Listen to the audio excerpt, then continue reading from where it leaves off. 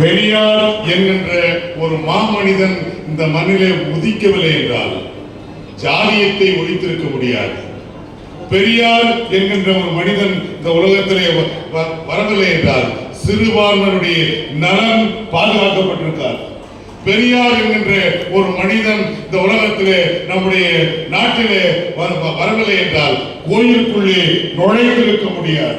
பெரியார் என்கின்ற ஒரு மாமனிதன் இந்த மண்ணிலே வந்தபடினாலே தான் இன்றைக்கு மத சுதந்திரம் இருக்கிறது, பெண்கள் விடுதலை இருக்கிறது, வழிபாட்டு சுதந்திரம் இருக்கிறது, கல்வி பெண்களுக்கான கல்வி சுதந்திரம் இருக்கிறது.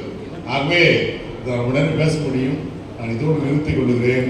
மணமக்களை வாழ்த்து வருகிறேன். என் அருமை ஐயா ஆசிரியர்